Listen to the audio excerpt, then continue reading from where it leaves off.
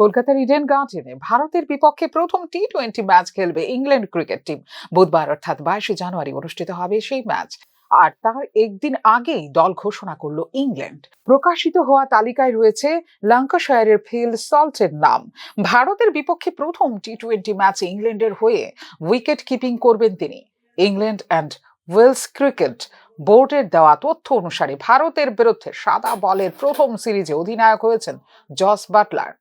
সেই সঙ্গে fast bowler হিসেবে প্রথম একাদশে রয়েছেন জফরা আর্চার এবং মার্ক ও। 2021 সালে 21 মার্চ শেষবার ভারতের মাটিতে ইংল্যান্ডের জার্সিতে খেলেছিলেন ড্যারেন গফ। এক কথায় টানা 4 বছর পর ভারতের মাটিতে খেলবেন তিনি। বুধবার কলকাতার ইডেন গার্ডেনে শুরু হচ্ছে ভারত ইংল্যান্ড 5 ম্যাচের টি-20 সিরিজ। কলকাতায় উদ্বোধনী ম্যাচের পর বাকি ম্যাচগুলো হবে চেন্নাই, রাজকোট, পুনে ও মুম্বাই। টি-20 সিরিজের পর ভারতের বিপক্ষে 3টি ওয়ানডে ম্যাচও খেলবে ইংল্যান্ড। প্রথম ওয়ানডে ম্যাচ অনুষ্ঠিত হবে নাগপুরে। এদিকে ইডেনের ভারত ইংল্যান্ড লড়াই মোহাম্মদ শামির জাতীয় দলে প্রত্যাবর্তনের ম্যাচ বলে চিহ্নিত হচ্ছে। সেই ম্যাচে ইতিহাস তৈরি করতে পারেন অর্শদীপ সিং। আর 2টি উইকেট নিতে পারলেই টি-20 ফরম্যাটে দেশের মধ্যে সর্বোচ্চ উইকেট শিকারী হবেন অর্শদীপ।